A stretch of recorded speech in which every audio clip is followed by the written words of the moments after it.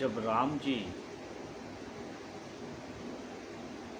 माता कैकेयी को कहते हैं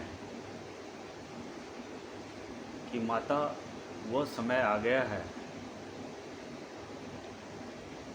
कि अब मुझे बन जाना है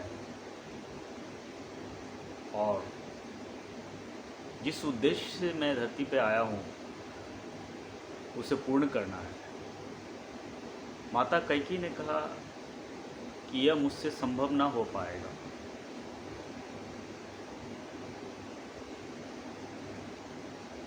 यह सर्वविदित था उस समय में कि माता कैकेयी अपने प्राणों से भी ज़्यादा प्रभु राम को मानती थी। माता कौशल्या से भी ज़्यादा समय प्रभु श्री राम माता कैकेयी के साथ रहते थे।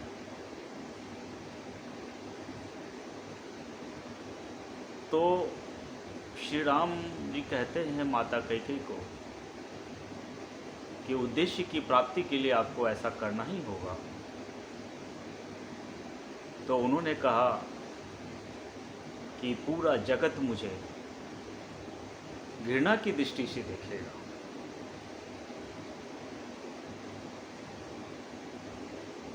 इसके लिए श्री राम कहते हैं कि यह संभव है कि माता कैकेयी के रूप में आपको समाज के लोग इस तरह से सोचे,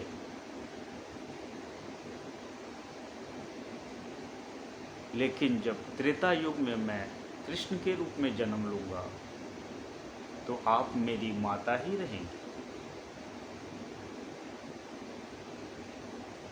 जब माता कौशल्या इस बात को जानी कि श्री राम बन जाएंगे तो उन्होंने कहा कि इस जन्म में आपने कैकेयी के साथ ही समय व्यतीत किया प्रभु, मुझे तो समय ही नहीं दिया। तब माता कौशल्या को प्रसन्न करने के लिए प्रभु श्री राम कहते हैं कि जब त्रेता युग में मैं कृष्ण के रूप में आऊँगा तो बालपन का समय आप मेरी माता के रूप में रहेंगी। प्रभु की लीला देखिए, जब वो राम के रूप में थे तो भी माता कैकेयी और कौशल्या दोनों को मनाया। जब श्री कृष्ण के रूप में आए तो भी दोनों माता को मनाया।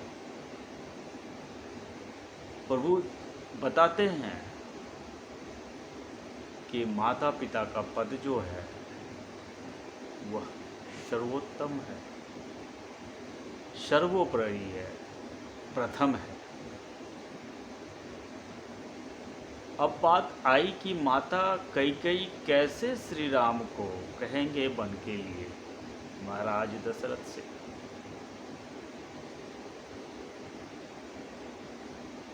यह घटना श्री विष्णु, ब्रह्मदेव और प्रभु शिव ने ऐसे इसे एक रूप में बांधा और माता सरस्वती माँ शारदे को कहा कि आप मंथरा के जिह्वा पे बैठ के माता कैकेयी के लिए ऐसे समय को बनाना है। माँ सरस्वती कहती हैं कि ऐसा मैं प्रभु के लिए कैसे कर सकती हूँ। मैं उनके लिए बन जाने के लिए मंथरा को क्यों समझाऊं, उसके जीवा पे बैठूं।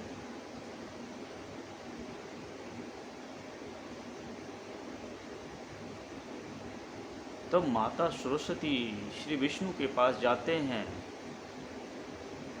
और बोलती हैं कि प्रभु ऐसा आप मुझसे ना कराएं। तब विष्णु जी बताते हैं कि धरती पे जाने का उद्देश्य ही यही है, इसमें आपका कोई दोष नहीं होगा। तब श्री विष्णु के कहने पे, श्री राम के कहने पे मां शारदे मंथरा के जिह्वा पे बैठती हैं और मंथरा माता कैकेयी को इस बात के लिए उद्वेगपूर्ण ढंग से कहती हैं कि भरत को अयोध्या का राजा और राम को वन मिलना चाहिए। यहाँ पे एक और भी बात मैं कहना चाहूँगा कि उस समय में अयोध्या में इस बात का परिपाटी था कि कोई अगर राजकुमार या महाराज 14 साल के लिए राज्य से बाहर रहेंगे तो वह फिर कभी राजा नहीं बन पाएंगे। माता कैकेयी जब राम के लिए 14 वर्ष का वनवास मांग रही थी तो यही भाव उन्होंने रखा था कि भरत ही हमेशा अयोध्या के राजा बने रहेंगे, राम अगर वापस भी आते हैं तो वह राजा नहीं बन पाए। यह सारा घटनाक्रम जो है पहले से ही निर्धारित है।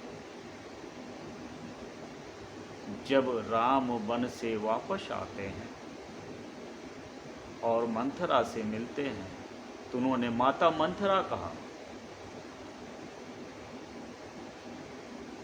मंथरा को बहुत ही आश्चर्य हुआ कि जिस प्रभु के लिए हमने कैकेयी को उद्वेगित किया वह मुझे माँ कह के बुला रहे हैं। तब प्रभु श्री राम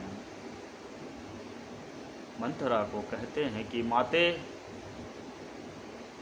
अगर आप नहीं होती तो जो मेरा उद्देश्य था इस धरती पे आने का वह पूरा नहीं होता।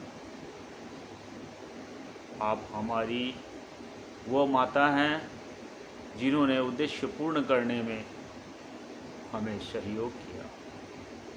आप माता तुल्य हैं, आप माता हैं। यहाँ ये हम समझ सकते हैं कि अगर कोई हमें दोषपूर्ण या दुष्टपूर्ण दोनों रूप में देखता है या कहता है तो कदापि इसे हमें आघात नहीं पहुंचना चाहिए। हमें यह समझने की कोशिश करना चाहिए कि यह घटना क्यों घटित हुई, किसी के मन में घृणा क्यों उत्पन्न हुई।